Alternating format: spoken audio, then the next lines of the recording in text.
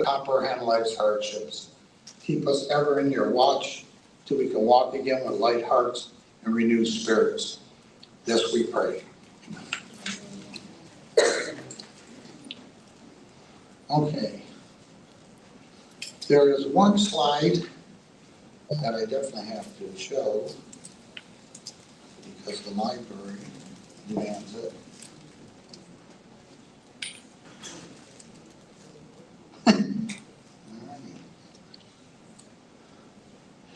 First of all, this presentation is brought to you solely by the Purpose of Change nonprofit, who made this presentation possible, and not that of the library. That was a legal thing that they wanted me to say for some reason. They did not want to be associated with this at all, so just so that you're aware of that. This is the agenda. I want to thank, first of all, everyone for being here. Is there anybody in this room that has lost a loved one to an overdose? Okay, pretty much 3/4 of the room. Well, thank you especially for being here. I want to thank the Elyria Police Narcotics Supervisor, Eric Grove, he's over here in the front, but I'm so they know it's you, who will be giving us an update on what's happening here in Elyria. The Elyria Health Department in the back of the room over there, who will be passing out Narcan kits, or at least literature that will be able to help you with any questions that you might have. Is Aaron here? Oh, there you are. Okay. Yeah, Aaron Gillis is a counselor from Ohio Godstone, who will be here to answer any questions you have regarding behavior, mental health, and especially rehab. I want to thank Robin Pinter. Robin, where are you? Robin over there lives in the area, and she is the one that brought to my attention the staggering numbers that are taking place over here with overdoses. So I do appreciate you bringing that to my attention. I want to thank my wife, Lynn, for putting up with me, yes. Especially today. She made a whole bunch of copies of them. Please take them. Otherwise, she's going to say, now, why did I make that? And of course, I want to thank David Woods. David, would you raise your hand? There you go. The Purpose of Change. It's a nonprofit who made this presentation possible. I couldn't even get into this library unless we had a nonprofit that was willing to do that. David was willing to step forward and do that, so I appreciate that. He's going to give us a 5-minute presentation on what the Purpose of Change is all about. And I can tell you right now that it's an awesome concept that he has, and he is looking for sponsorship funding, anybody that would be willing to help him out to make this dream come true. So help me welcome David Woods.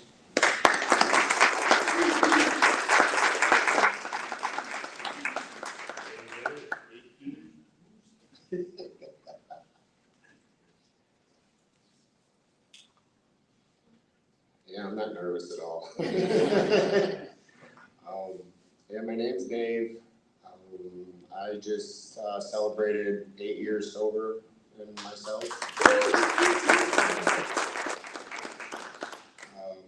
So the Purpose of Change, what's the nonprofit's the Labortech Foundation, and Bob was a close friend of mine and my co-partners, and he had passed away. He was 8 years sober. He helped many, many, many people change their lives to get sober. He had a job in the recovery field, and he was a good example of taking care of everybody else and not yourself. And it was shocking to a lot of people, and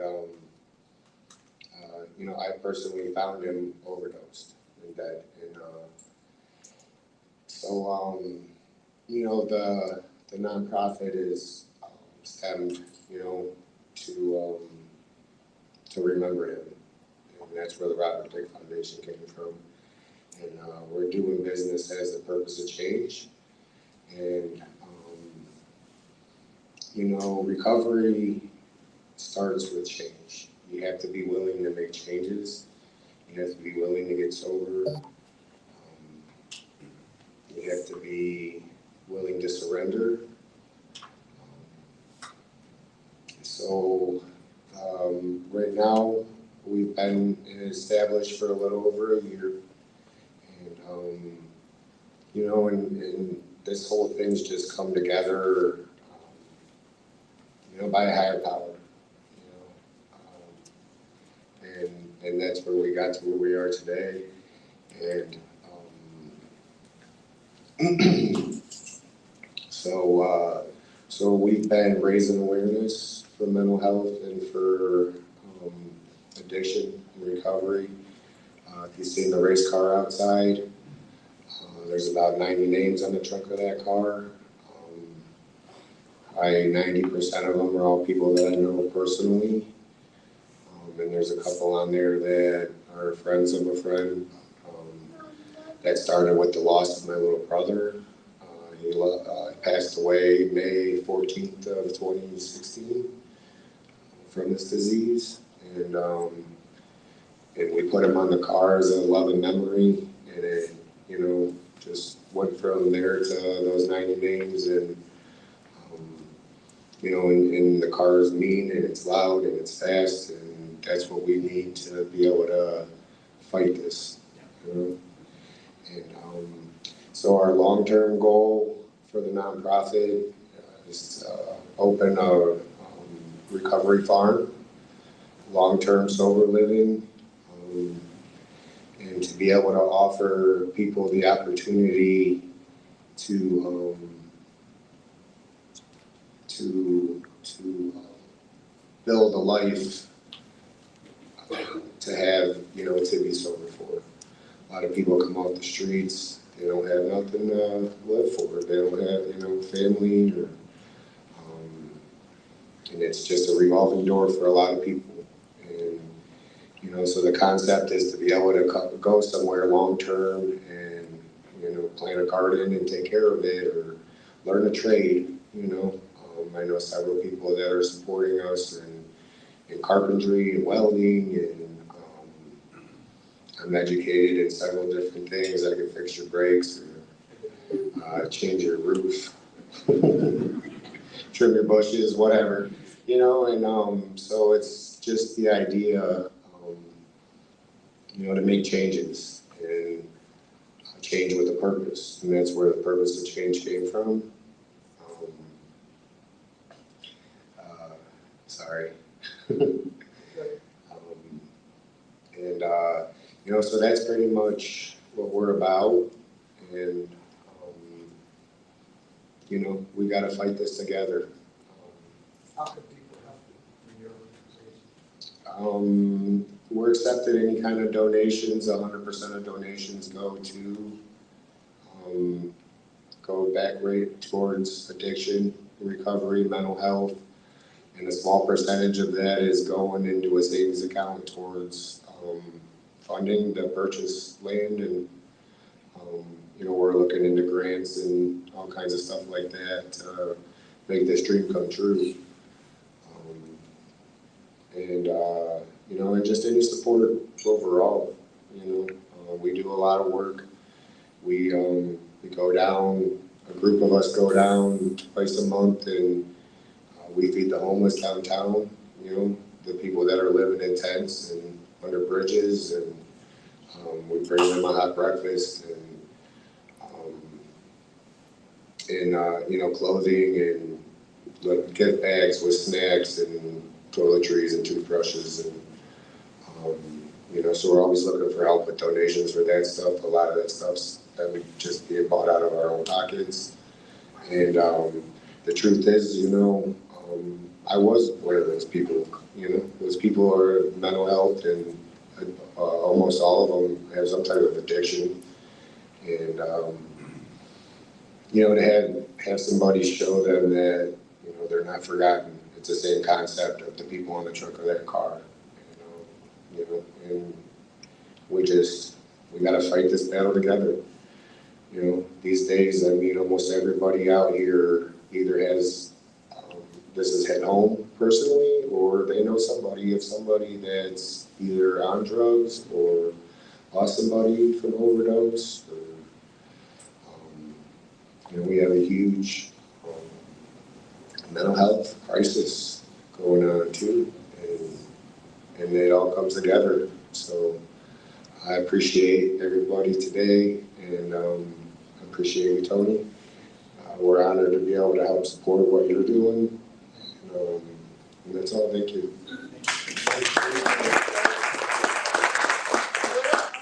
How does one get a hold of you? I can give you that information. If I wanted to make a donation to your foundation, how would I do so? Either cash or right now we're accepting Zelle. People use Zelle or check. We're not currently set up. I'm in the process of making cards with a QR code on it.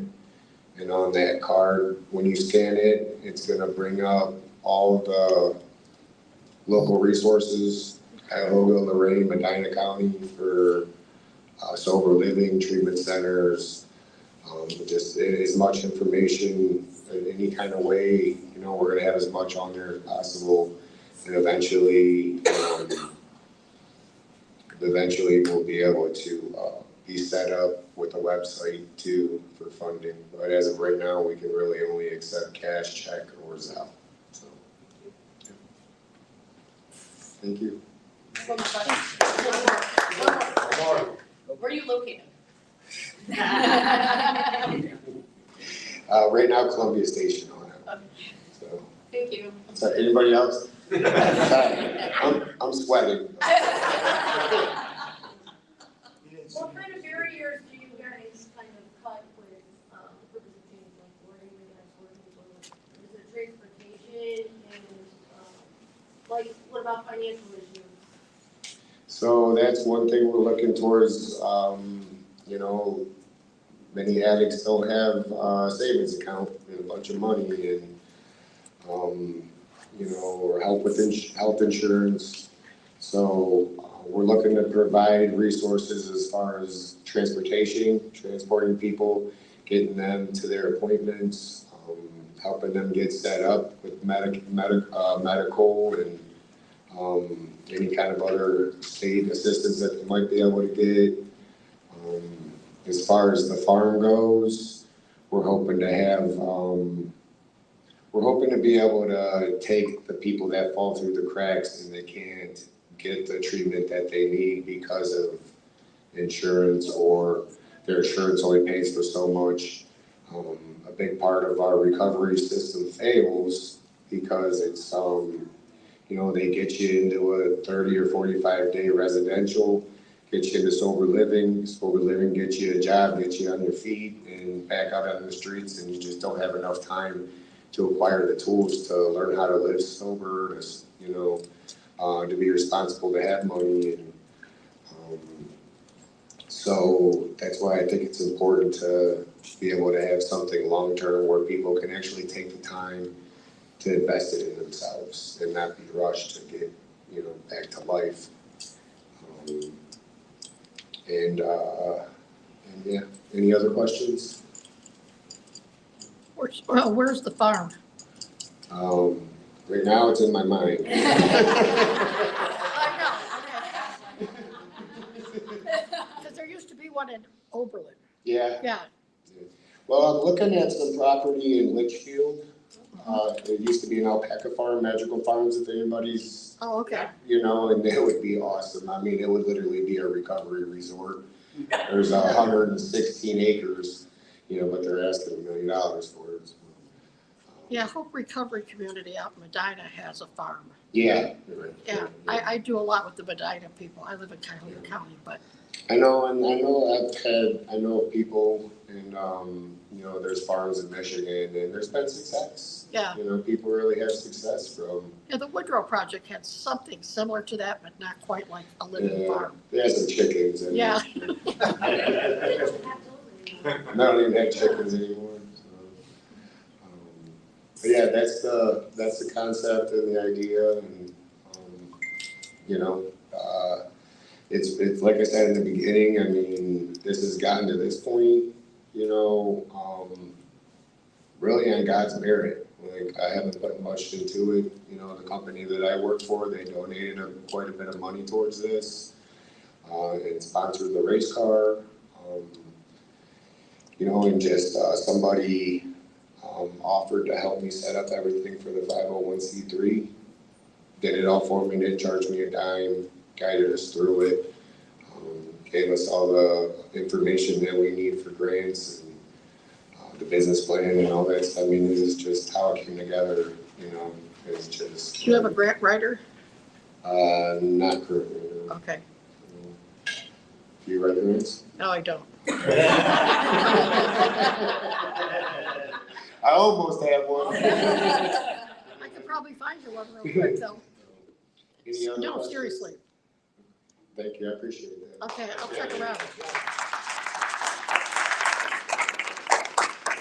And you weren't nervous because there was a police officer right No, let me tell you, it doesn't matter how many years sober, cops still just make me wanna run.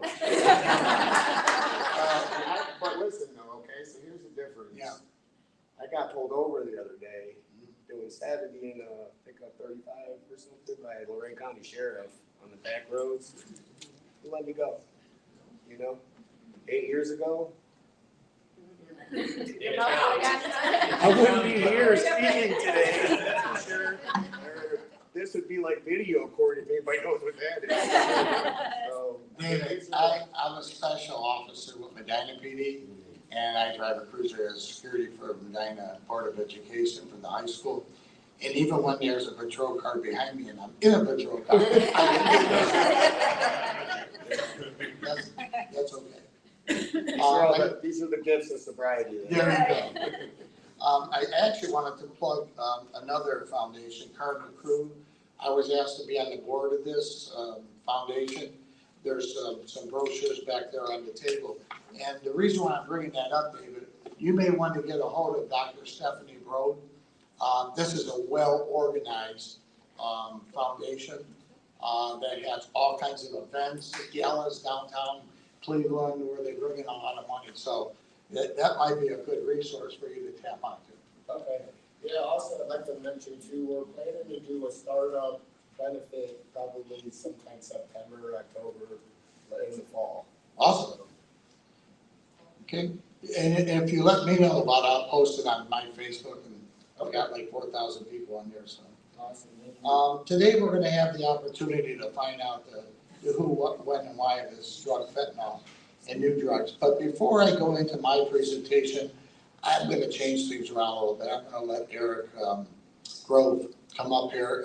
He is with the Elyria Police Department, and he's gonna give us a little update about what's happening here in Elyria, and any questions that you may have to ask him as well. So if you could help me welcome Eric, please.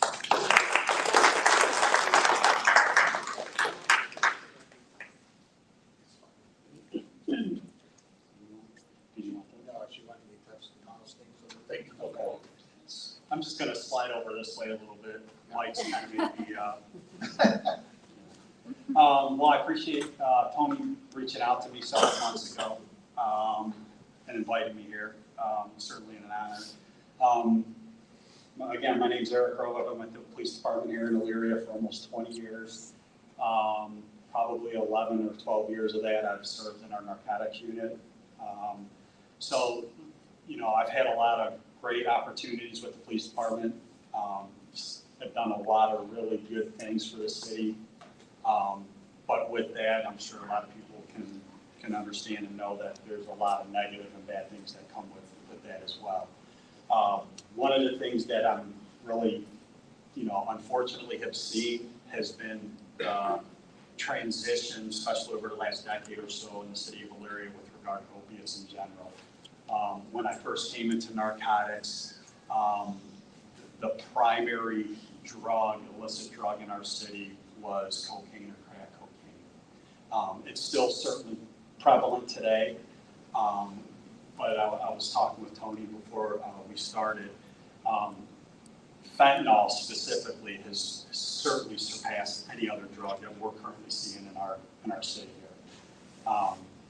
But again, about a decade ago, when the whole pharmaceutical companies were involved in pushing out different pills, oxys, Opana, things of that nature. And then it was amazing, you know, from my perspective as a cop, seeing that transcend from these different types of pills to, you know, how expensive those pills were at the time, to inevitably getting to the point where people now are addicted to those types of opiates, and then inevitably trying to cop or get heroin at that time out on the streets, and how much cheaper it was to get those drugs. When I first started with the police department, I had never seen heroin before. I had no idea. And I wasn't sheltered as a kid either, but it was an eye-opener for sure. But kind of the transitioning of heroin, it was almost like, well, it was, where you got to the point where we were seizing and we were seeing heroin as the drug that essentially surpassed any cocaine or any other drug in our city.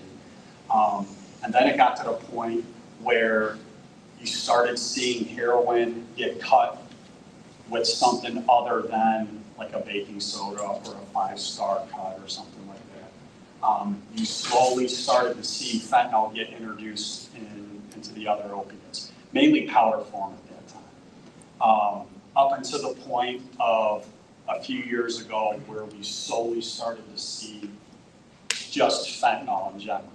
No more cut for the most part. But you know, now it's just primarily fentanyl.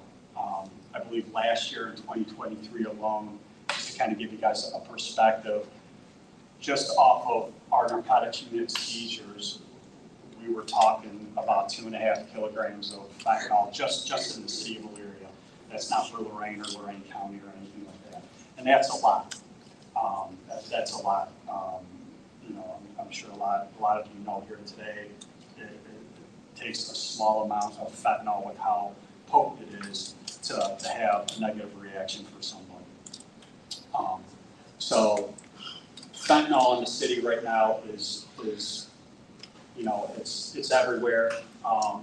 In my opinion, I certainly think for our city, drugs is the root of all evil, because I have met a lot of great people that have had a lot of issues, a lot of diseases, that are just either down on their luck, and, you know, whether it's an injury or whether, you know, that transitioning of being a partier led to them inevitably being addicted to a drug. I certainly have seen and talked with a lot of people while doing this job that are good people, and you know, we try when we deal or we're investigating any type of drug complaints that we typically get in the city. We do our best to try and interview people. Now, the majority of the time, people don't want to talk to us, and I understand. They don't want to deal with police. They don't want to provide any information.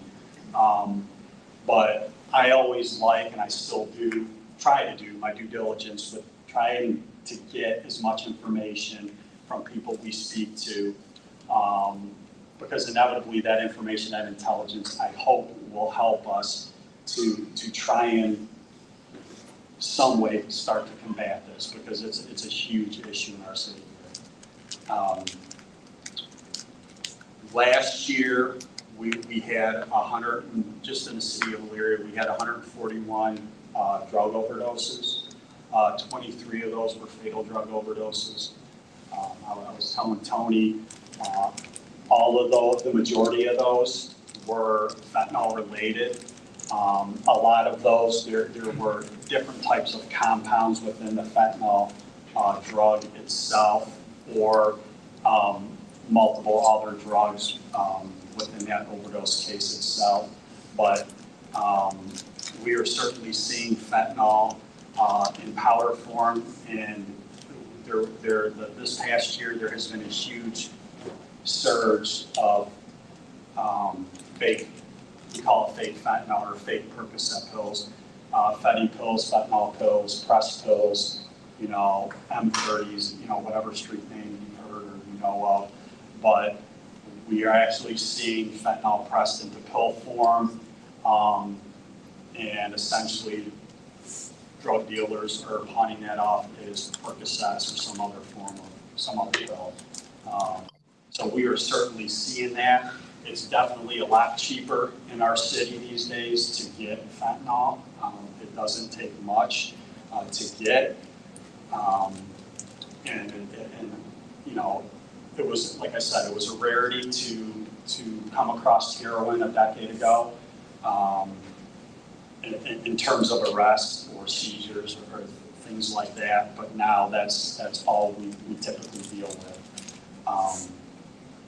I wish we had a larger scale I know across the entire country, police departments in general are hurting for personnel. I think our city has been doing a great job to try and keep pushing forward, providing you know, tests, you know, in hopes of people want to go down that career path, inevitably, because, you know, I just think it will assist us in the city to try and combat this. You see a lot of crime that has increased as well, and a lot of times, you know, it's a theft from a Home Depot or something like that. You know, somebody stealing power tools or something. And in my experience, even when cases like that, a misdemeanor theft case, for instance, what I see is that's most likely, in my opinion, not the person that probably loved ones or close acquaintances know of that person. It's probably the addiction that is talking. That's not the person. They're just doing it to attain, you know, financial means to get to the drugs. So we try and, as a unit itself, we talk, or at least try to talk to or interview at any length, try and push and investigate every overdose as far as we can. Again, a lot of times we don't get cooperation, whether it's, you know, fatal or non-fatal overdoses, but each circumstance typically is different. Whether it's a family member that doesn't want to speak to us, which doesn't happen often. And I love the fact that we do have family members that do reach out. We try and keep contact with those family members, kind of apprise them of where cases are typically going. We try and work with our prosecutor's office in reference to drug overdoses. But it's been a tough road, an uphill battle in terms of trying to indict or trying to bring a case before a grand jury to be able to have enough to substantiate somebody being charged in reference to an overdose. Just the elements with regard to, you know, the state codes are, you know, those different thresholds are hard to get to. But nonetheless, we certainly as a unit do our due diligence to try and do what we can.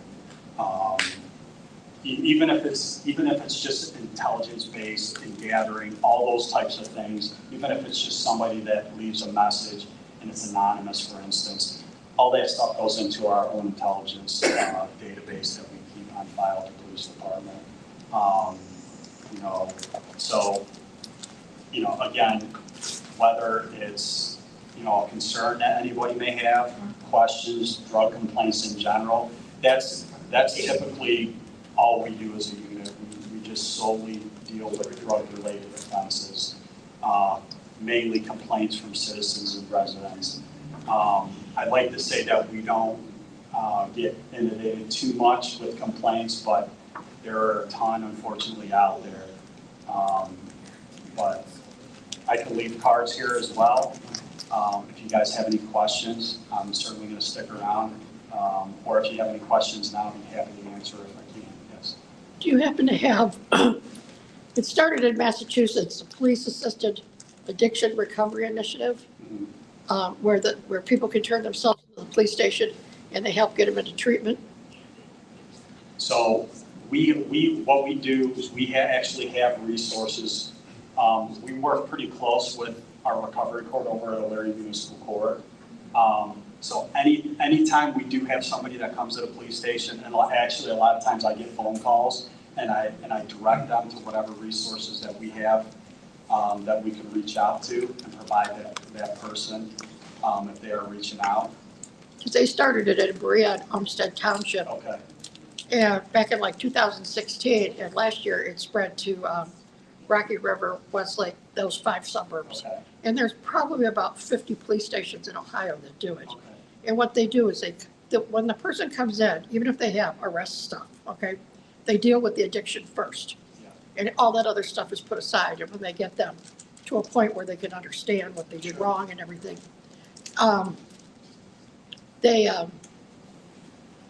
it just helps get them into recovery, and then they can take care of their legal stuff later. Yeah. I know the first 2 years in Berea and Olmsted Township, they put 250 people into treatment. And they also, if somebody is Narcan to the emergency room and recovers enough to go home, they have a quick response team that goes out a couple of days later to see if they want to get into treatment at that time too. I do think, at least us as officers, just being a little bit more educated on that, because I think, most people probably think either it's something where either A, we don't care, or B, we don't want to put the time in to Well, there's see been a if- lot of stuff So there's coming down the pike, but a lot of Yeah. that's changed. Yeah, absolutely. Yeah, it has. So I think, education, and you already brought up Narcan. I think the introduction of Narcan, making it more prevalent, has certainly helped in decreasing overdoses as well. I know 141 overdoses for 2023 is a lot, but that's a 5% decrease from the year before for the city. But I mean, we try and do what we can in terms of I certainly try and educate myself, and if I don't, I do. I reach out to our recovery court often with questions. But I'm in a pretty good spot because my wife happens to work for the recovery court. So I bounce Well, that's good. stuff off of her all the time. So yeah, but thank you. Thanks for that information. I have a question. Yeah. My wife said, don't bring this up in your presentation because there's an officer here, so I'm gonna bring it up now. I have, over the years, I don't know, 17 years of helping or being involved with law enforcement. So I go way back where, when there was an overdose or the police department arrived at a scene, many times it was just another junkie guy, let's get this going, let's get it fixed up. How do you see that today? I mean, to me, and this is going to be part of my presentation, to me, it should be almost looked at as a homicide because of the fact that maybe prosecutors, I was mentioning this before, the prosecutors are not really pushing on this because they don't know if it was the fentanyl that caused it, if there's multiple drugs in the system or not. But why can't we have a scene set up that if there is in fact fentanyl that the coroner says he died or she died from, that it be looked at as a homicide? So I can't speak for the actual terms of somebody being charged with homicide. I think, like I was telling you earlier, I think that specific portion of your question, I think that's a perfect question for the prosecutor's office. Yeah. But I can tell you this, when I first started here, that's how suspected overdoses were treated. We would get detailed to assist life care to a scene, whether it was a fatal or non-fatal. Essentially, the procedure was the same. You're just there to assist the paramedics, and then they're going to provide the medical treatment, and then they're going to get transported to EMH back then with UH now. Today, I think we do a really good job, and we do a lot in terms of procedures and protocol on what we do. Whether, especially if if it's some type of fatal overdose, suspected fatal overdose, it's treated just like a crime scene. It's no more of, all right, let's just get the person and transport it out of the scene, and then everybody goes on their merry way. It's certainly not like that anymore. Every fatal overdose in our jurisdiction, the city of Elyria, gets investigated. Even back then, reports were never generated. It was just documented by a couple of words in our database, and that was it. Today, investigative reports are done. Any type of contraband that is located on scene gets sent out to BCI for testing. And then we work closely with the Lorraine County Coroner's Office to just to provide additional information prior to their verdicts. How many of those deaths, those 100-some deaths you were talking about before, ended up in a conviction of some drug? So 141 non-fatals. We had 20 fatal overdoses. We had 0 convictions or 0 charges brought. Now, the majority of those 20 there was no evidence to support even information or a case being presented for review by a grand jury. Over the years, we have, it's been a small percentage, unfortunately, but we have been successful over the years with indicting and trying subjects in the federal system. We have a lot of federal agencies that work within the city, so we've been lucky to have their resources. Yes. My son's dealer got 39 years and 2 months in federal prison.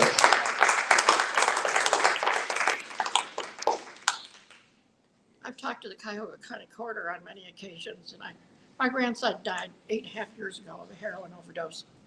And as far as he's concerned, being the Cuyahoga County Coroner, he said we all consider them homicides. Our coroners, they specifically put on their verdicts, there's a definite difference between a homicide and how they describe is an accidental. Right, it is, 'cause I have a copy of his Yeah, so you know, it's, yeah. more, But, you know, but I understand. but they do consider it still a Yeah. homicide, Yes. I'm with Ohio Guidestone, and I'm with the Strong Snow Quick Response Team. And honestly, it's such a delight. Like, we're a family there, and between the legalities and the education and being able to have shared experiences, it's really just a cool thing. So if you guys ever want any information about that, If you got information today, I'll take it. yeah. Absolutely. As Strongsville I has- appreciate that. Strongsville has the program Yeah, yeah. where you can turn yourself in at the police. Oh, yeah. Yeah, and they have the Call us quick any response overloads team. we get, we go out and see them within Yep. 42 to 72 hours. Oh, that's great. Appreciate it, yeah. Anyone else? Like I said, I'm gonna stick around, so if you guys do have questions, or you want a business card, or want to talk to me about anything, I'll be here for you. I appreciate it. Thank you.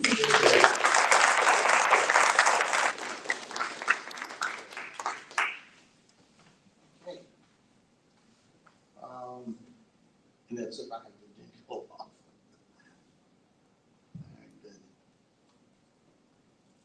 Again, I say, today we're gonna have the opportunity to find out the who, what, when, and why of the drug fentanyl and new drugs that are out there today that are robbing our children of life, or their lives.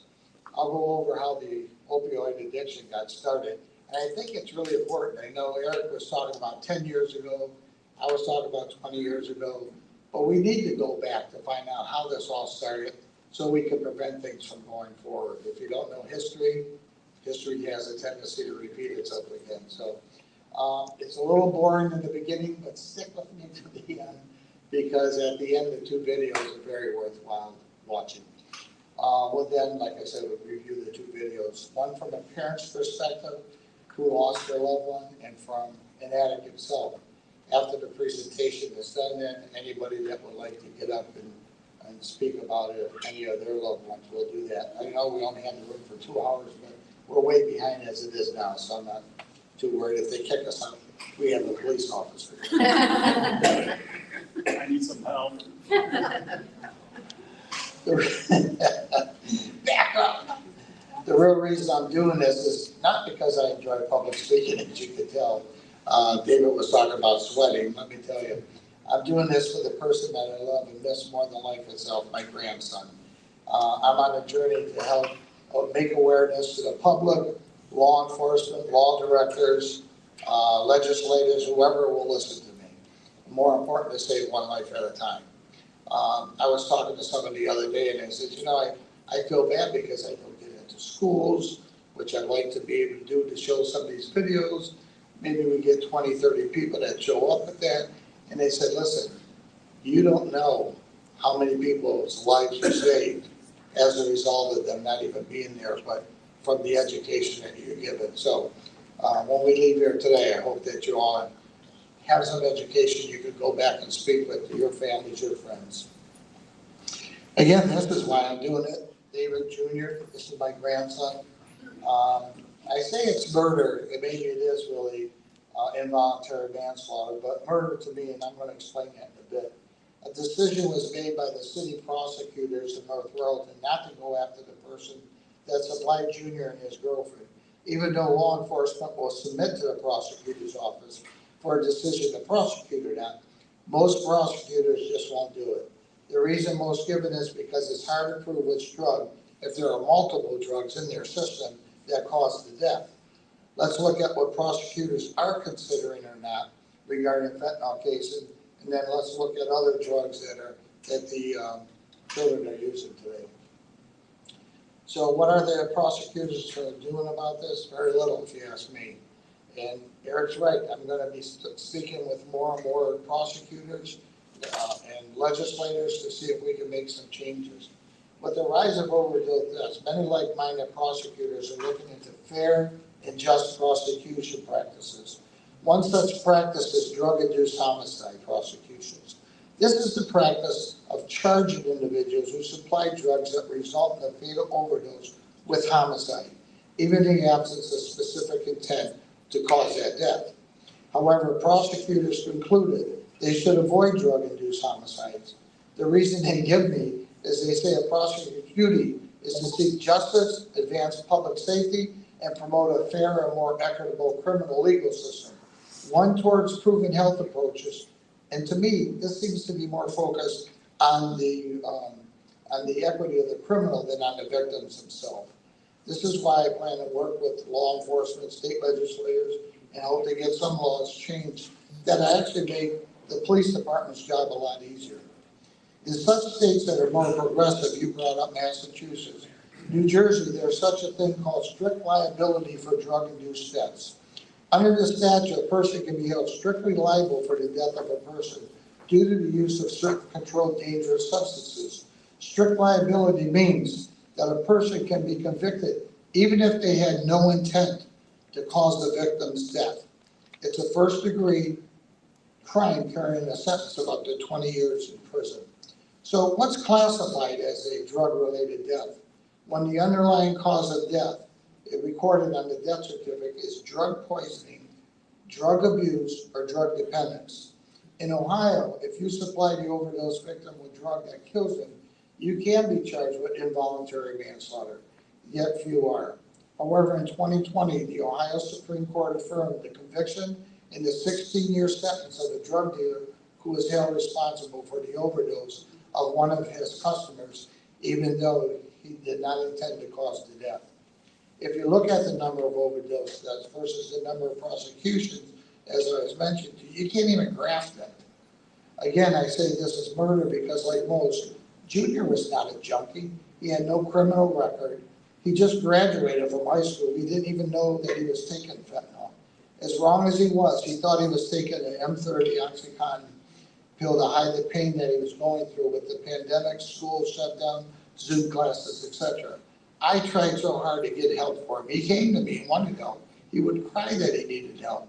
But he was unmedicated. Every time he would call someplace, I would call someplace, they would say, sure, we can help. What's his insurance? As soon as you said Medicaid, it was, yeah, I'm sorry, we just don't have. So those are the type of things with the legislators I want to talk about, because we need to get help for all people. Let me give you an example of what I'm talking about, murder versus involuntary manslaughter. If you go to a liquor store and you buy a bottle of Jack Daniels, and you go home and you drink it, and you die. Poor soul, you died from drinking too much. But if you go to that same liquor store and you buy a bottle of Jack Daniels and you go home and you die, and the coroner's office finds that there was arsenic in that bottle, somebody's going to jail for murder. Someone's going to jail for involuntary manslaughter. One of my goals is to get law directors to understand this point, get law enforcement to see the crime scene differently than just another addict that maybe passed away. And I'm glad to hear that you guys do take that very seriously here in Elyria. Most prosecutors just won't prosecute because they don't believe that they have a case. It'd be too hard to prove that it was fentanyl that killed them. I believe they're dead wrong. I plan on working with state legislators to push for the prosecution, bringing justice and equity for the victim's family, not for those that are the drug dealers. I want to really push this, and this might be of interest to you too. Some of the information I'm sharing comes from naturalhigh.org. Natural High is a nonprofit drug abuse prevention organization that inspires and empowers you to find their natural high and develop their skills and encourage to live well without drugs.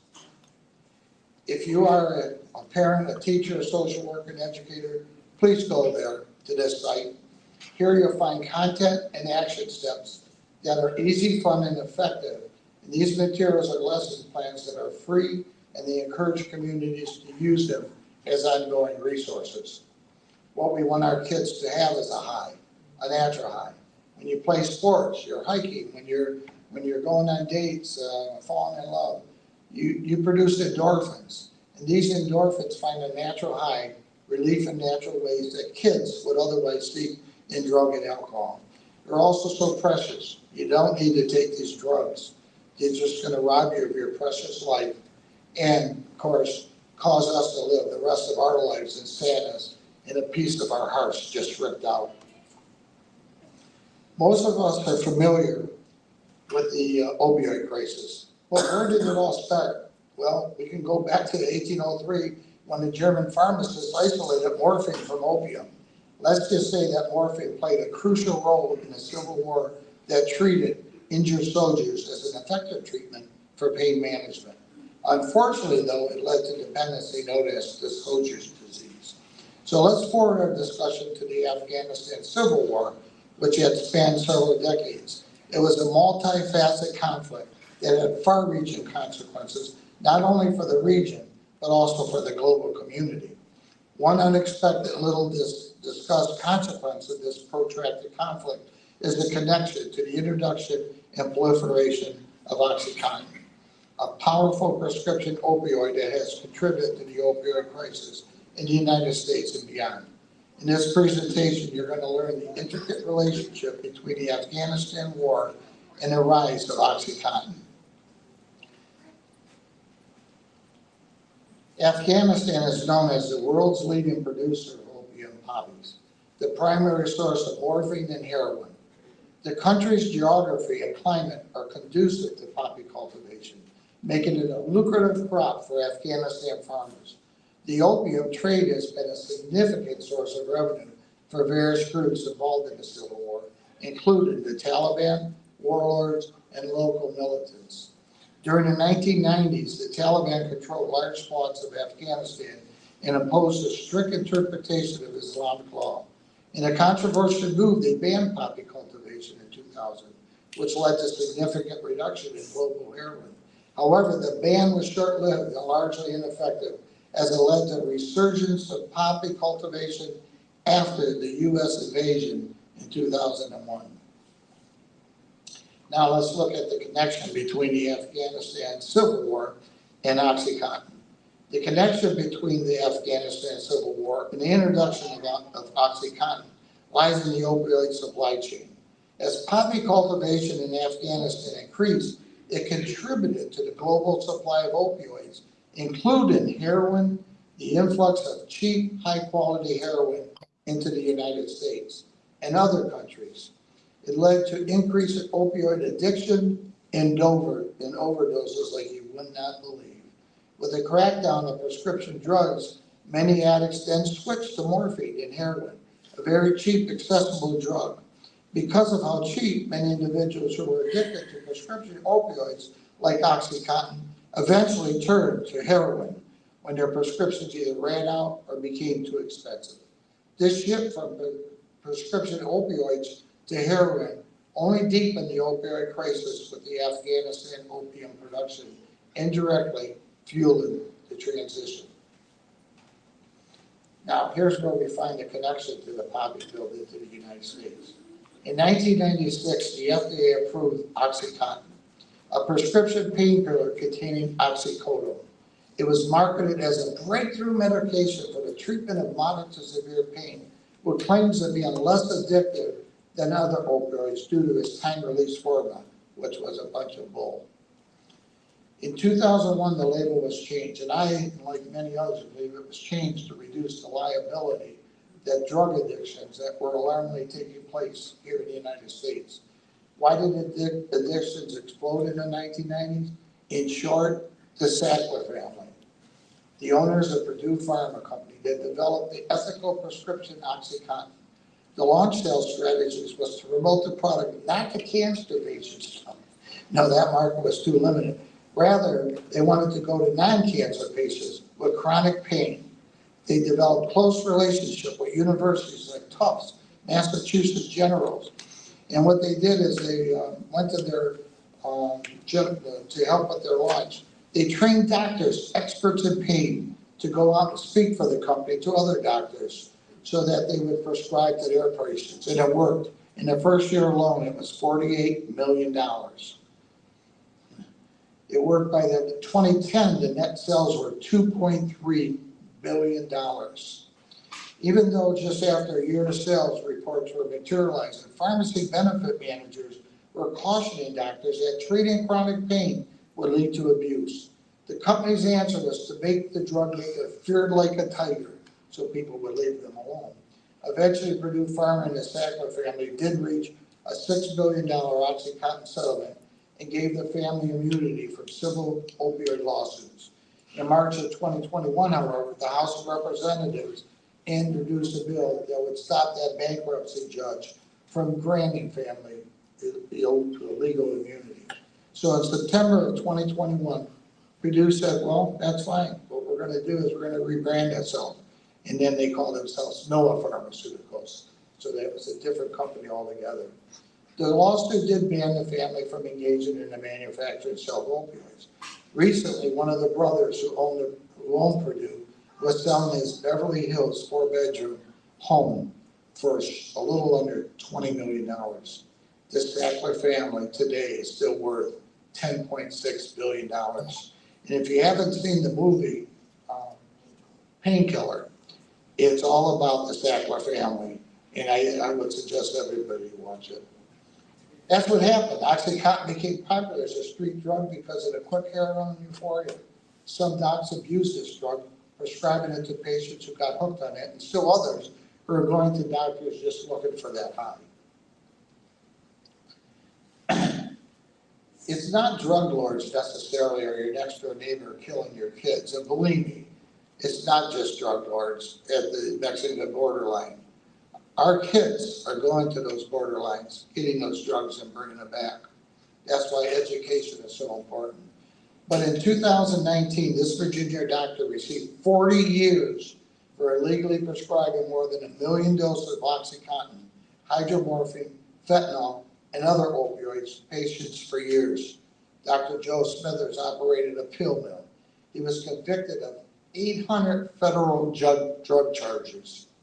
And he only got an $86,000 fine, incidentally, which to me was a light sentence, because he could have gotten life. He could have got an $800,000 fine.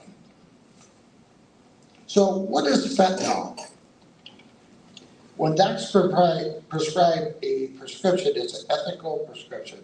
It's Latin for recipe. On the street, when you get a drug that's illicit drug, it's an illicit drug or forgotten or forbidden drug. By law, it's important to note today, you bet it's counterfeit. Fentanyl I want to highlight that.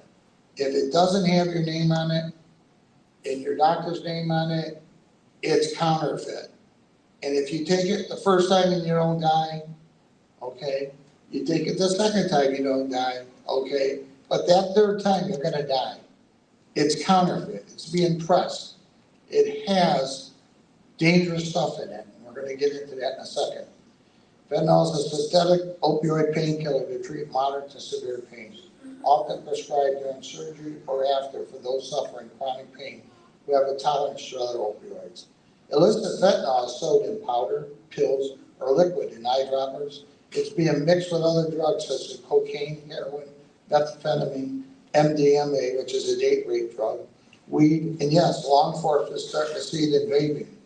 According to the DEA, this narcotic is a controlled substance that is similar to other opioids, except it's 50 times more powerful than heroin and 80 to 100 times more powerful than morphine. Just 2 milligrams of this drug, the amount of 5 grains of salt. Did you get that? 2 milligrams, 5 grains of salt is enough to kill you. For example, the dose of morphine is measured in milligrams. The dose of legal fentanyl is measured in micrograms. The doses of legal fentanyl is measured in micrograms. That's 1/1,000,000th of a gram. Here's a way to visualize that, how small that is. A typical pill that you take for a headache, ibuprofen, is 200 milligrams. Try cutting that pill in 200 pieces. Each of those pieces is a milligram. Just 2 of those slices would be enough to kill you. You get that? Just 2 of those 200 slices would be enough to kill you. That's what makes it so deadly. How very little is needed to be addicted and a very small margin of error by the drug dealers to cause death. So why do they do this? They do this because it's a moneymaker for the drug lords. A kilogram of heroin can be purchased for about $7,000 and sold for around $80,000. For fentanyl, you can buy it for around $7,000 a kilogram in China. It's sold here in the United States for $1.6 million, and then diluted 100 times to make several million doses of street heroin or fake OxyContin. According to USAFacts.gov, in 1999, there were 16,850 overdoses in the United States. In 2020, there were 91,800. According to the National Center for the Health Statistics, by 2021, over 107,000 died of overdoses. Regarding fentanyl, in 1999, it was negligible, like you were saying. By 2020, it rose to 70,000, almost 71,000. In 2021, it rose to almost 72,000. Sadly, in 2021, Ohio was ranked number 3 in fentanyl deaths in the United States. Can you imagine that? Such a distinction we have. All right. Also being sold is carfentanil. This is a vet sedative. This is what people are taking on the streets. This is a vet sedative to sedate large animals like elephants. 100 times more potent than morphine and fentanyl. On the street, it comes in powder, blotting paper, tablets, and spray. When people overdose on fentanyl, their breathing slows down or stops altogether. This slowing down can decrease the amount of oxygen that reaches the brain, a condition called hypoxia, which can lead to a coma, permanent brain damage, and even death. That's what happened to Junior. It's important to remember that lethal is just like taking 5 grains of salt. That's it. This is cocaine. Not really. Okay. It's just, this is about what you would have to take to die overdose on cocaine. This is heroin. This is what you would have to take to overdose on heroin. This is fentanyl. You'd have to get the camera so close to this to see how much it would take to kill you. In fact, what's in this little tube would be enough to kill about 12 people in this room. Pass this around.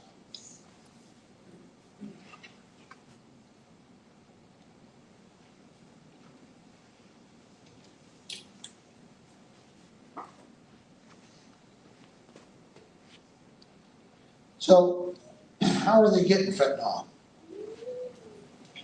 You as parents understand the importance of keeping an eye on our children and their social media for years, like bullying, inappropriate sexual messaging, predators.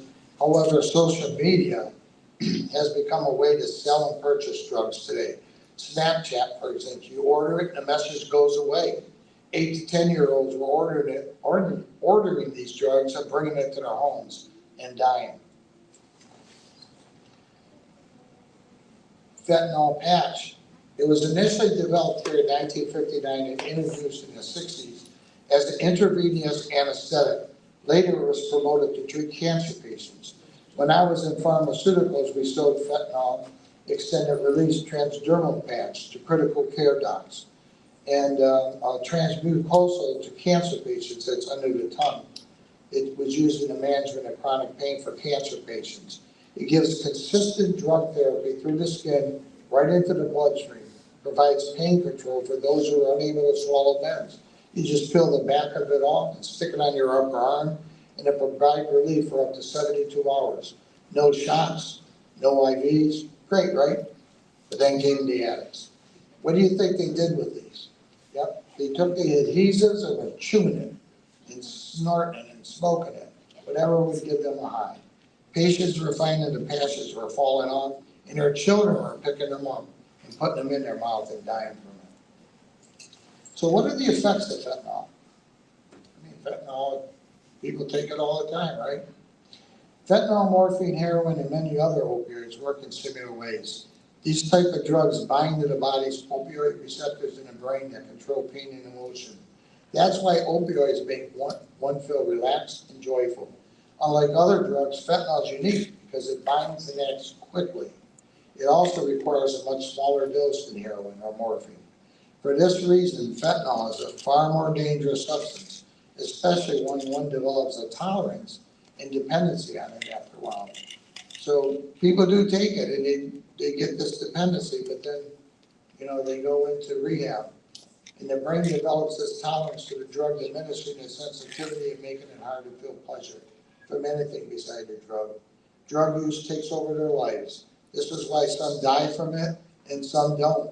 Users develop a tolerance, but if you go into a rehab and they help you to become clean and you leave and you go back out there and you take fentanyl, likely you're gonna die because you don't have that tolerance anymore.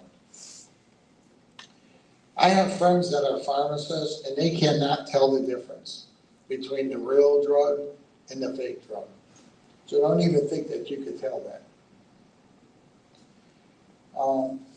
Pills, powder, blocks that come in a variety of bright colors. A deliberate effort by the drug traffickers to drive the addiction among kids and young adults.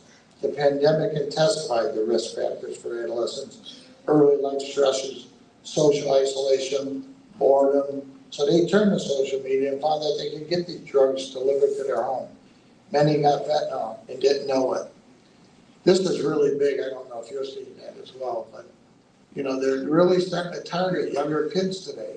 So they're putting these yellow, beautiful colors on their drugs and making younger kids want them. All right, there was a slight drop in 2022, but still higher than the pre-pandemic days. But I have to ask you a question. I wonder what would happen if a plane carrying 300 souls crashed every day in the United States and killed all 300 on board. What do you think would happen? Do you think? What? You think that our government would be concerned or say something? Slightly. You think the public would say something? What's that? I said slightly. Yeah. Well, that's what's happening. 300 are dying every day from fentanyl. That's 12.5 an hour, or about one every 5 minutes. And yet I don't hear any cry. I mean, we're hearing cries from people who lost their loved ones. Well, where's the rest of the people? Where's our government? Again, it's the liquor store analogy. So where's fentanyl coming from? China supplies the precursor chemicals to Mexico.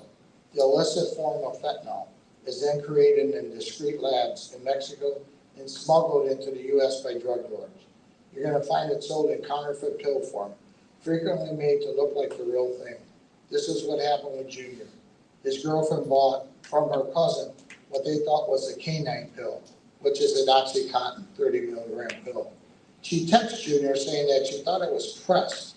Later, we learned from his cell phone that he responded saying he didn't have any idea what that meant, but yet he took it.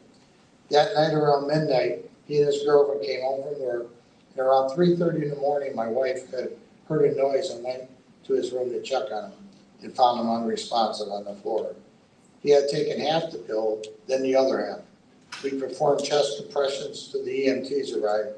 They gave him Narcan, and they did find a pulse. But once he arrived at the hospital, we were told that he had brain damage, and after a few hours, his heart gave out. He never knew that he even taken fentanyl. This is why I say every home, every car should have a Narcan kit. I didn't have one. The growing threat. This is a relatively new drug that addicts are taking. They're finding it now in 48 out of 50 states, and I'd be willing to bet by the time I finish all this, it's probably in all 50 states now, that the DEA issued a safety alert. The drug lords are mixing it with fentanyl to maximize profits. So what is it? Xylazine is a powerful sedative that the US DEA has approved for veterinarian use. Again, the DEA reported in 2022 approximately 23% of fentanyl powder and 7% of pills seized contained xylazine. This puts users at high risk because unlike fentanyl, it's not an opioid. So Narcan's not going to help you. It's not going to reverse the effects. So what's so bad about using this illicit drug? The street name for this dangerous drug, tranquilizer, is Trang or Trang dope. We know where it comes from, the Sinaloa and Jalisco cartel in Mexico. They're using chemicals largely sourced from China and primarily responsible for the mass majority of fentanyl. This is being trafficked in communities here. And you would think this is not safe for people. It's not. It's for horses. If you're skirmish, please look away at this next slide, because here's why it's called the zombie drug. People who ingest this stuff can expect wounds like this, including necrosis, the rotting of human tissue. I personally know several people in nursing homes where I take my therapy dog to that have their skin peeling off and will likely lose their leg and more than likely their life. And there's more bad news on the horizon. This is nitrogen is starting to hit the U.S. and it can be up to 40 times more powerful than fentanyl. 40 times more powerful. And up to 500 times more potent than morphine. It's used for cutting drugs and making illicit drugs such as heroin more potent. Used as a substitute for fentanyl or used in counterfeit pills. It's meant to resemble prescription drugs such as oxycodone or Dilaudid. It's just a few days use can result in symptoms of shakes, nausea, vomiting, mental health consequences, and death. Spice. K2 is also known as fake weed and many other terms. It's a mixture of herbs, spices, shredded plant material that's typically sprayed with synthetic compounds known as cannabinoids, similar to THC, the psychoactive ingredient in marijuana. The side effects can be disorientation, hallucination, delusions, stroke, seizures, heart attacks, etc. Come on, marijuana is not a bad drug. It's not a gateway. According to the NIH, recent data suggests 30% of those who smoke weed have some degree of marijuana use disorder, which is dependence. Children who began using it before the age of 18 are 4 to 7 times more likely to develop it than adults. Remember, your brain is not developed not to your age 25. Symptoms of this are irritability, mood, sleep difficulties. This is a picture of people at Spice. You probably saw this on television in San Francisco, where they're just bending over like that, and you're wondering how they can even stand up. Again, it's the fastest growing group of those affected is under 19. That's your children. So the number one cause of death for ages 18 to 45 now is fentanyl. Think about that. Not cancer, it's not heart disease, it's fentanyl. Okay, so we're going to be watching a dead on arrival video. And again, is there any young children in here? There are some scenes that could be kind of emotional, so you might want to watch that with your children. As a trigger warning, some scenes from this film can be emotional.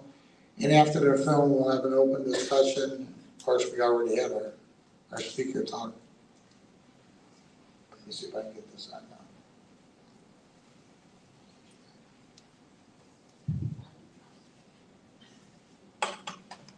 See if it works.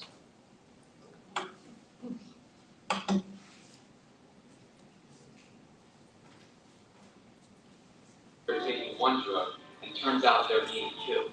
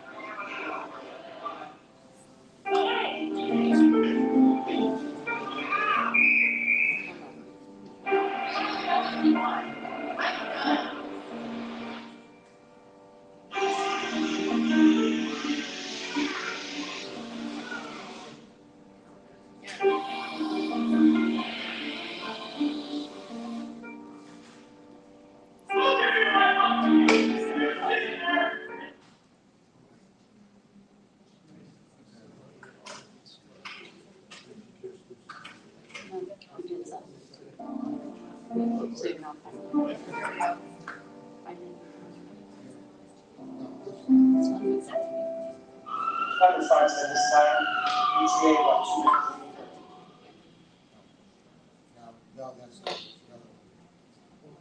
My name is Dominic Tier. Since I graduated high school in 2014, I've had the great honor of directing a number of documentary films about drugs and drug addiction. Our mission is to revolutionize drug education by telling real-life stories that motivate young people to make one of the most important decisions of their life.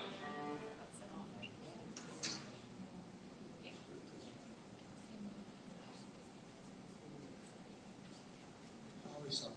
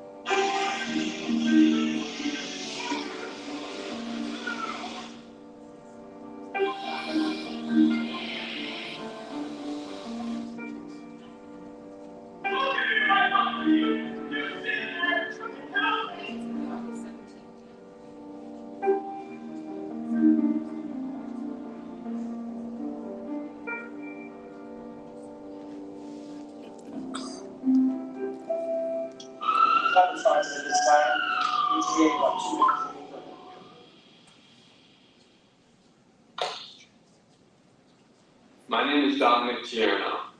Since I graduated high school in 2014, I've had the great honor of directing a number of documentary films about drugs and drug addiction.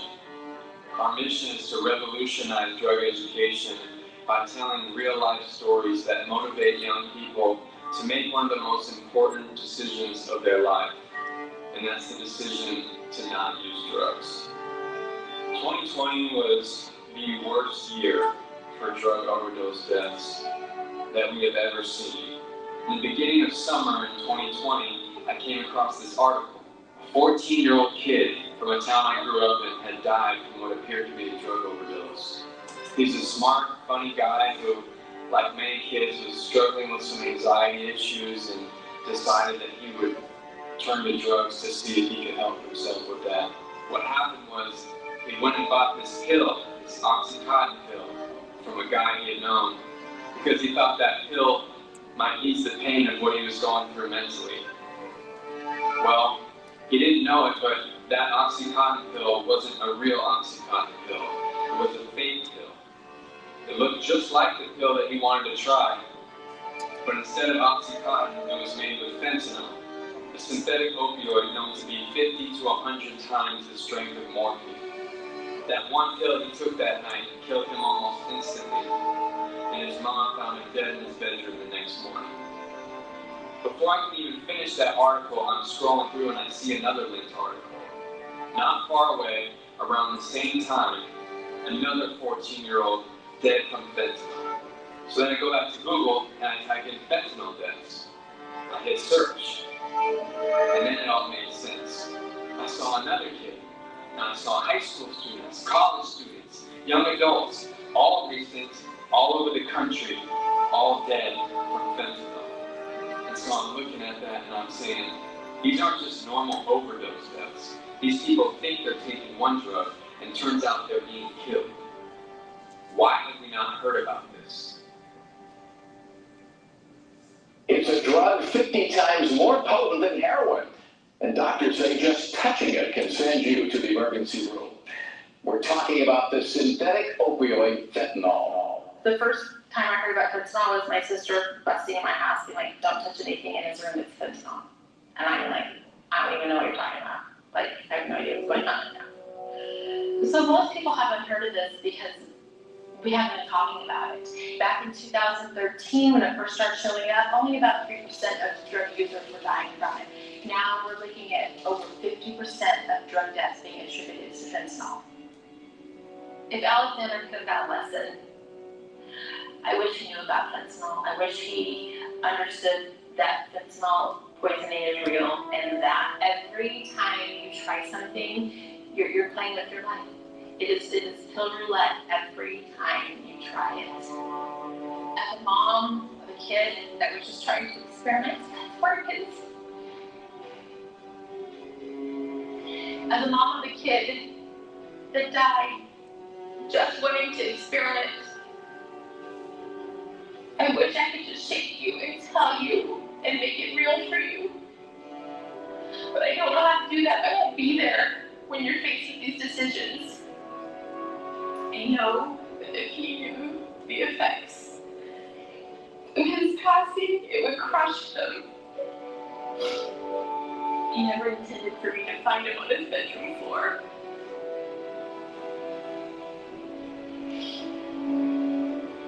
He never intended for his dad to administer CPR trying to save his life while we were waiting for the paramedics. Even his 12-year-old sister wanted to run in there and try to help him CPR, but I held her back. Alex didn't intend for me to see him. Wheeled away on a stretcher and put into an ambulance.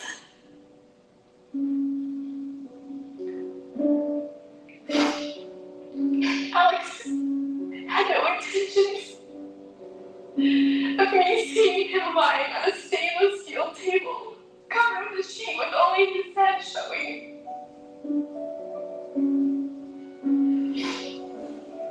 Alex had no intentions of me knowing what it felt like to kiss his face for the last time. The images that I'm left with of of that day replay in my mind on a regular basis. Please do not put your family through this. And please, please, please, I beg of you, learn about fentanyl now. Don't wait until your best friend has died. Or a brother or your sister. Learn about it now. So you can help your friends. You can tell them. You can warn them. You can be a very important part of saving lives. This would be how much cocaine somebody would have to ingest to kill them. This is the approximate number of prescription pills one would have to ingest to kill them.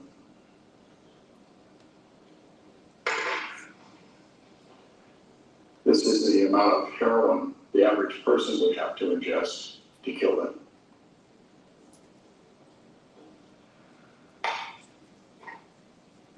Fentanyl. You have to bring that camera up here real close to see it. This much fentanyl would kill you and I if we split it. They put fentanyl in cocaine. They put fentanyl in heroin. They put fentanyl, as we already know and talked about, into counterfeit pills. It's odorless, it's tasteless, you don't know it's there. And when you find out it's there, it's too late. You won't even know it. You'll be dead. 2,500 people would be killed by that amount of fentanyl. Does that sound like a drug to you? Does that sound more like a poison? I was a police officer for 31 years, and during my time in narcotics, I'd never heard of fentanyl. In homicide, I saw many, many tragic things. I saw people that were killed by shootings, stabbings, beatings. Nothing that I saw at that particular time would have ever prepared me to see Jessica. I was at work. I got a telephone call from my wife, Sheree. She was frantic, uncontrollable, screaming into the phone about Jessica. And I knew something had happened. Jessica lived with her boyfriend, Nicholas. And a stupid decision in which they ordered and had some cocaine delivered to them, to their house, resulted in them ingesting it. And my daughter, at that particular time, became forever 29 years of age. Jessica didn't want to die. She has a beautiful daughter, Alara, who's now with Sheree and I, we are raising. And she had everything to live for. Jessica knew about fentanyl, but from talking about this issue after she died with her friends, I discovered that Jessica had a friend that had even died a couple of weeks prior to her death. And Jessica had spoken to her friends about being afraid. Well, if you knew about it, why would you even risk it, sweetheart? You knew it.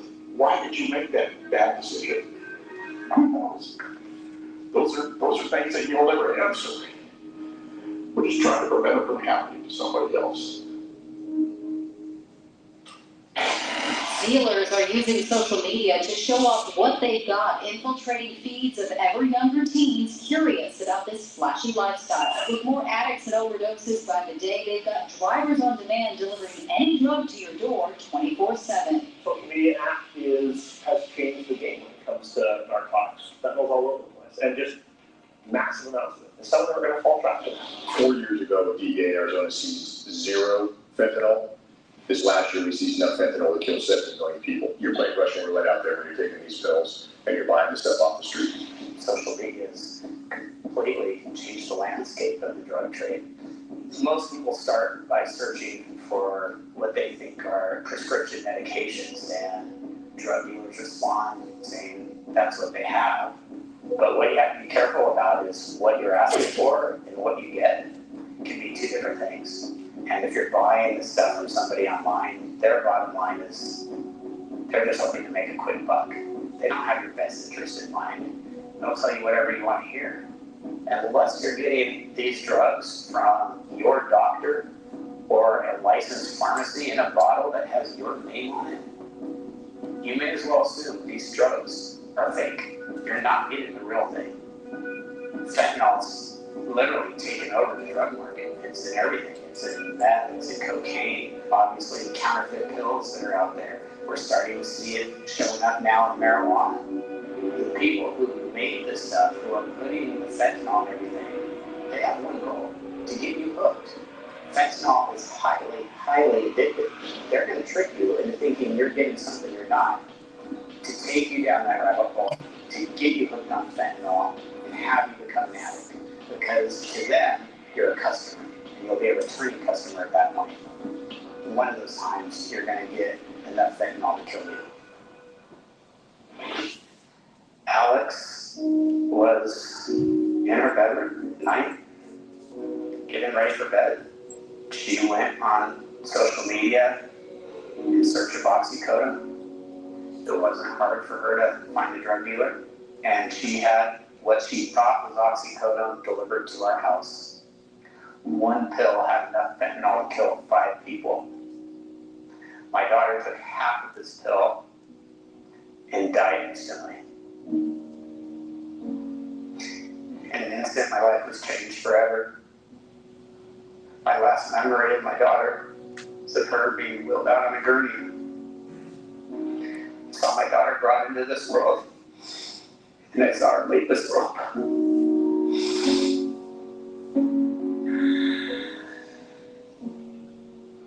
I have 4 daughters, a beautiful wife. Every time we take a family picture, I don't see who's there, I see who's missing. It's an odd feeling to looking forward to dying, because you know that's when your heart will be made whole again. Alex would have never wanted this. Don't do it to your parents.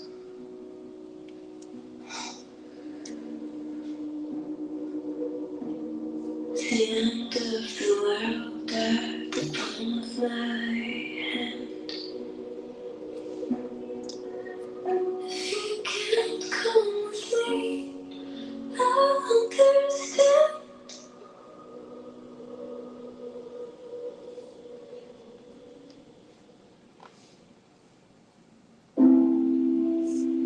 It was March 31st, and that evening was one of the most special evenings we had had in a long time. I told him to come downstairs, that I wanted to hug him. I don't know why. He came down the stairs and he hugged me and he said, "Dad, I'm so sorry for all the things that I had put you through in the past." And I said, "Don't worry about it, Daniel. You're just a kid and you're just learning, but you're going places. You got a great future coming ahead of you. I'm just so proud of you. You have no idea." All right, Dad, good night. Love you. Good night, son. I love you too. See you tomorrow morning. Next day, about 8 o'clock in the morning, when I walked into his room, he was in a lying position facing up against the headboard with his hands over his chest. And I saw his eyes. He had a little blue on top of his lips. I screamed at the very top of my lungs, "Daniel! Daniel! Daniel!"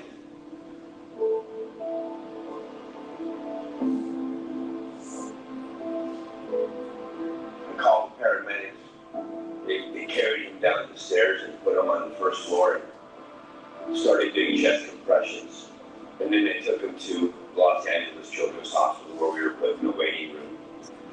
And later on that evening, the team of doctors came in. And they said, "This, your boy is just a shell of the boy that he was before. He's not coming back." My only child.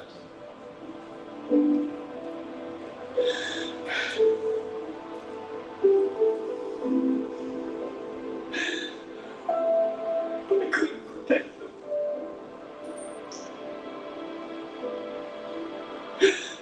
I couldn't save his life.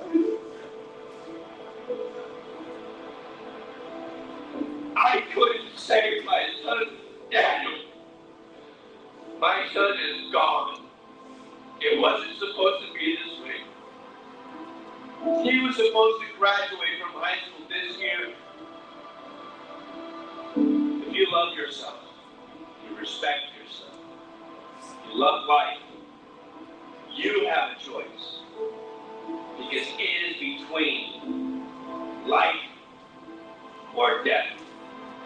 This is no joke. You can and will die. How do I know this? I can tell you that I've met thousands upon thousands upon thousands of parents nationwide. I wish somebody had sat me down and had this talk with me about what fentanyl does to people. I didn't get that chance. You do.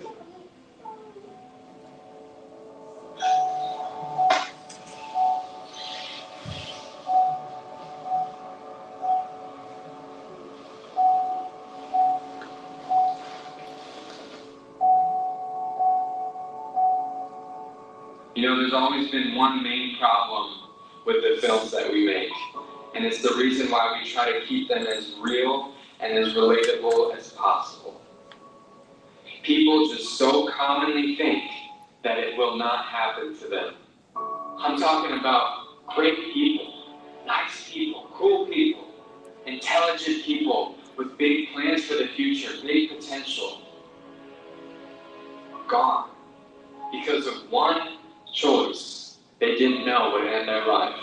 Fentanyl is coming for anyone and everyone. So the most important message that I can give to kids, to teens, young adults, anybody, is the same old message we've heard time and time again. And that's to really get serious about not even trying a drug. You see, back when we first started, I was telling kids not to use drugs because you might get hooked, you might get addicted. Now there's not even time for that. Now it's don't try drugs because you might actually not wake up tomorrow. You might actually not get another chance. One choice is all it takes. If you don't believe that, I guarantee you, at this point, there was someone very similar to you who wished they could be here right now to look into the camera and look into your eyes and say, don't do it. Please don't do it. Please, I wish I wouldn't have done it. Don't do it. Don't risk your life. So my question for you is, are you going to listen? Or will it be your family and your friends holding your picture, wishing they could have been there to tell you?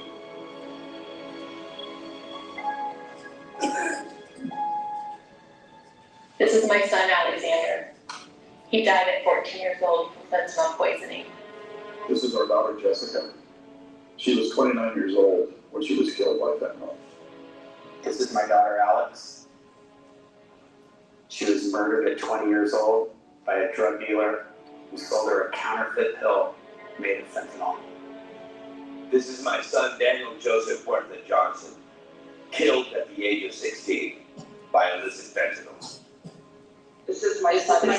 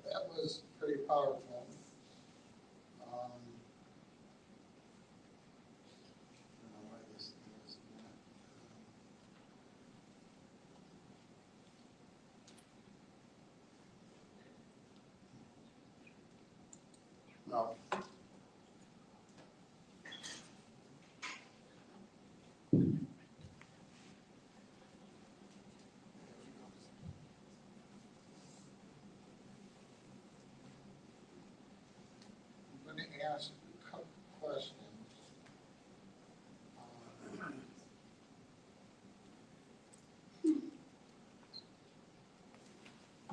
What do you think you learned from this video? Anybody? Any young people here that want to tell us what they thought about? Well, I can say that I learned that like it's only becoming more and more prevalent, and year after year it's just going to keep getting worse and worse unless we do something.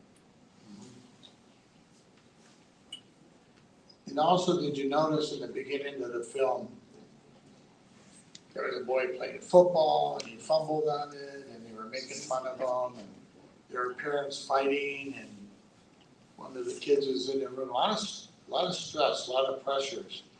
And I'm just gonna say this, that as parents, if we yell and scream at our kids, what's wrong with you? Why don't you stop taking the drugs? You know, it's gonna kill you. That's not gonna work. Because this is if they've been on drugs, it's a brain disease. And in order to get that help, I think, you know, how God's told people will tell you that it's just, that kind of method's not gonna work. You need intensive help. You need to get in there, you need to get into rehab, and you need to fight this thing. But there's one other video that I do wanna show you. Before I do that though, I also promised that anybody that had lost a loved one, if they wanted to get up and give a name to that person. And if you want to share anything, now's the time to do that. Is there anybody that would like to do that? I would like to do that. Sure, absolutely.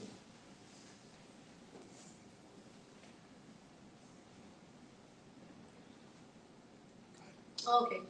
Yeah, I know that, Dave already mentioned a friend of ours, Bob, and he worked with me at Ohio Guidestone, and we were really close. But I had another friend that was really close, and I think it's worth mentioning that he was a police officer, you know, recently obtained his certification, went through his training, and that was his dream, you know, and had been sober for about 5-6 years into this, and made a decision to start drinking again. One thing led to another. The drinking led to him deciding to pick up again, and he overdosed in his car. They found him the police officers found him in his car, overdosed. They rushed him to the hospital. He left the hospital AMA and shot himself. And he came from a really great family. His dad passed away some years ago prior to him getting sober, and that was kind of a motivation for him. But this disease does not discriminate. And, you know, it's just like I've seen so many people of all walks of life all around me. And I just think it's important to note that if you feel like upset or you're anxious or depressed or you just need someone to talk to, just know that so many of us are here and you have support. And I think support is how we really get through so much. So, thank you.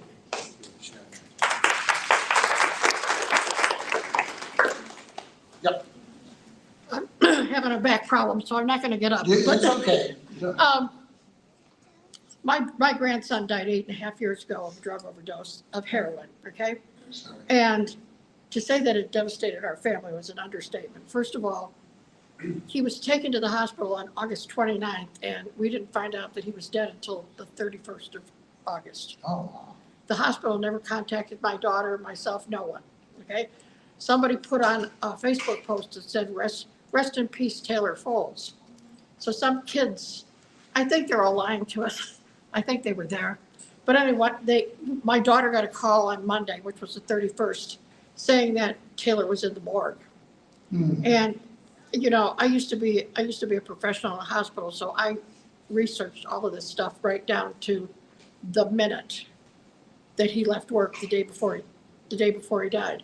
And, you know, we knew we had addiction in our family, okay? Sure. Because my son, who is 53 now, and when his son that just turned 20, was born. He went into treatment for cocaine. And all the while the boys were home and growing up, he did really good, but he stopped going to meetings because he got busy with his kids' sports. Right. So when they were both in college, he started drinking a little bit. Drinking led to a DUI, and now we're at cocaine. So he was like 17 years clean. So if you're good now, you can never, ever take a drink. You can never, because it'll come right back. And he went through IOP through the Cleveland Clinic, and he goes to meetings all the time. But a couple of weeks ago, he just got upset after he left a meeting, went down on West 25th Street and brought some more cocaine. It's so hard to break that cycle because the brain has just been captured, and it's really hard, I mean, I don't know. I don't think, my first thought was, well, I'm going to take him to Taylor's grave, and I'm going to have him stand there and look at the grave and say, do you want your sons to come and see you here? Yeah. But guess what? I found out he goes to Taylor's grave all the time. So I'm like, well, that's not going to work, but. Yeah. Oh, I'm sorry to hear that. Now, do you know Robbie's Voice people out in Medina? I know of them, yeah. Because I go to their meetings every week. Is that right? Yeah, I right after Taylor died, there was a program at one of the middle schools in Olmsted Falls, and I met Rob Brandt. And shortly after that, he started Robbie's Voice because his son died in 2011 of a drug overdose. Yeah. They have a pretty big organization. They do, Yeah. I mean, I've contacted with them on Facebook and that. Yeah. I haven't been to the meetings. Well, Rob just wrote a book about relapse, and you can get it online on robbiesvoice.com. Is that right? Yeah. I was at a meeting and I was like, oh my God, I wonder if I can share this. So I sent a message to them and they're like, oh yeah, share it with everybody. Yeah, absolutely. Yeah. All those organizations want you to share that Yeah. information. So Yeah. You got something?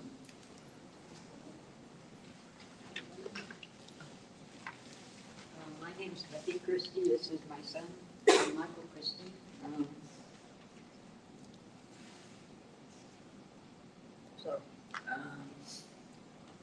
John was one of those kids that was like going to Home Depot and taking stuff and selling it to get money for drugs. And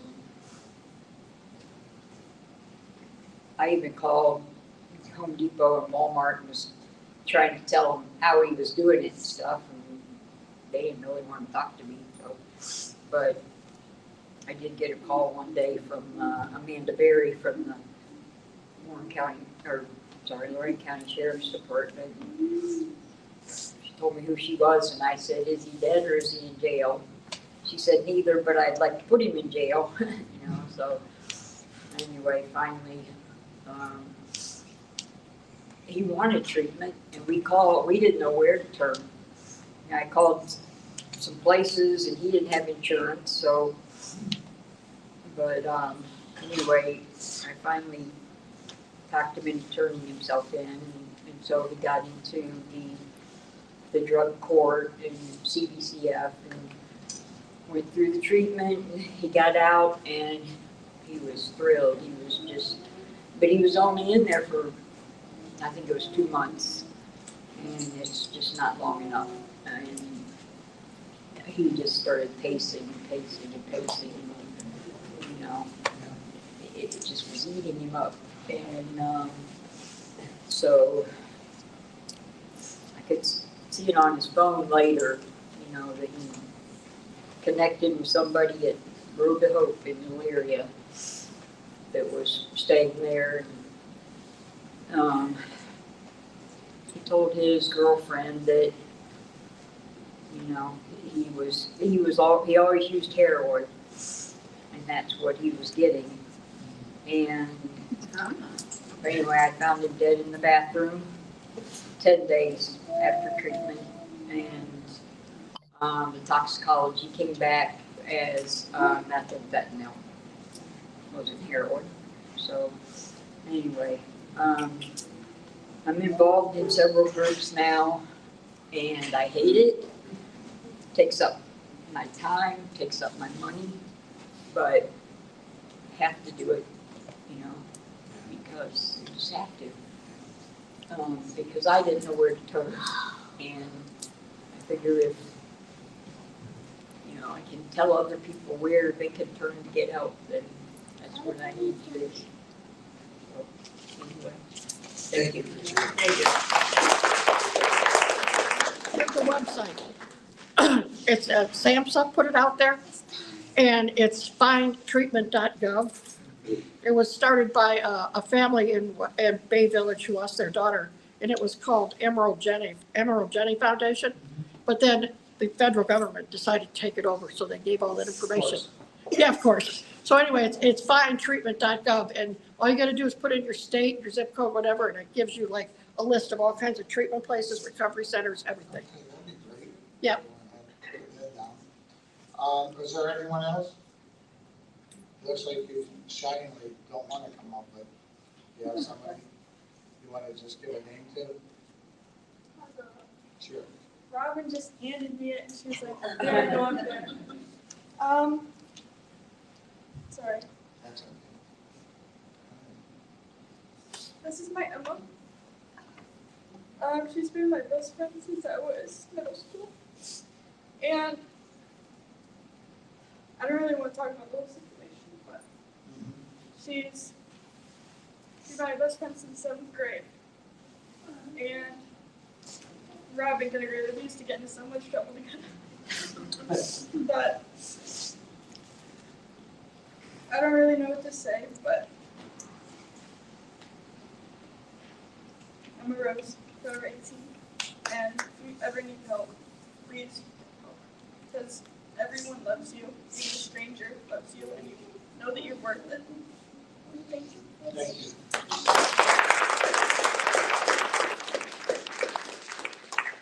We're going to have one last video, short. But, you know, please share the information that you're learning today, and make sure that you, if you know someone or any organizations that would like us to speak, schools, anything, we can show a short video to the schools rather than a whole presentation. I'm available. I may be 75 years old and dead tired, but I'm willing to do this because I think it's that important. So here we have one more last slide. This one here, if it works, his name is Mark Pearl. I wanted to leave you with this knowledge because you can fight this murderous drug epidemic, but in addition that our children can learn from, it's important that we have conversations with them. For them to know that we love them and that we love them more than any friend that they can have. I know you said about your friends and that, but you're going to find that there's no more love than a family member. So please talk with your children about what's happening and how these drugs are robbing them of their futures, their life, including alcohol. And here's one more emotional speech that every one of our children should see. No voice? Let me see the voice.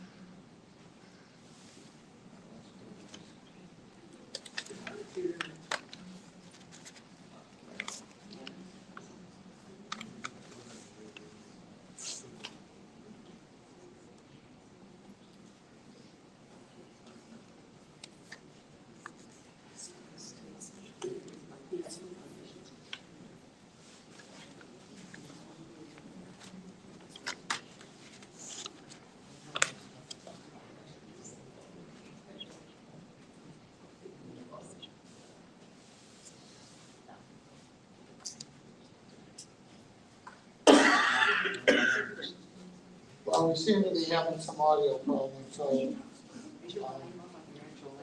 Yeah, what's that? the volume on the laptop, yeah. Yeah. But it's so fun. So I'll just leave you with this. You could actually, if I was you, I would go to Mark Barrow, MERO. Very powerful. It's a very powerful video. I don't know why the speech is not. If somebody's technical, they want to try it. I don't know why this. I went into Google thinking maybe that would help.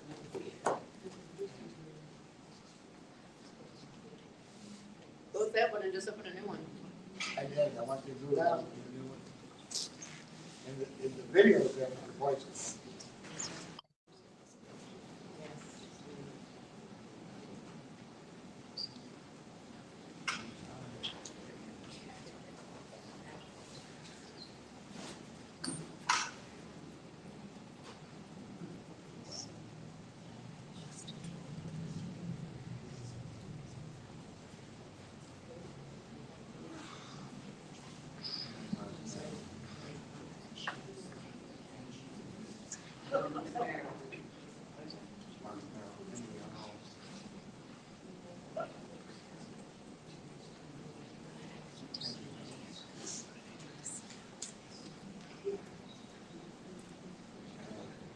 Maybe go down.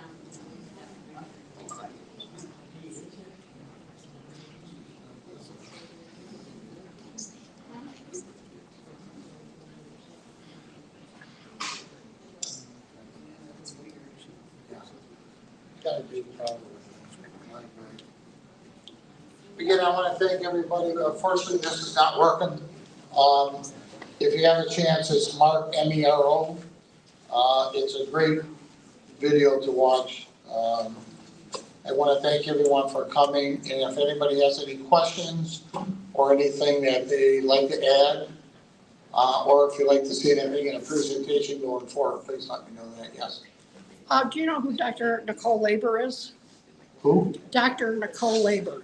No. She's an addiction counselor from Akron. Okay. And she has a website called Addiction 101 Okay. on YouTube. And she was a drug addict the entire time she was did her residency. Huh.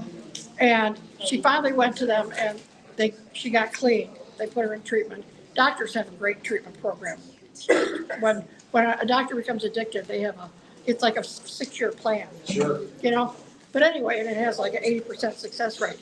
She is going to be at the Unitarian Church in June, on June 13th, to talk about her journey through addiction and her recovery. June 13th? June 13th. It's you know what, it's right across from Magnificat High School. Okay. On Hilliard. I'll definitely look into that. Yeah, she does a really good And presentation. I'm on Facebook too, if you want to look me up. I don't know if you're on Facebook. Oh, of course I am. You are. I'm like almost your age, so I'm on Facebook. Yeah, good. Do you have a business card? What's that? Do you have a business card? I'll remember you.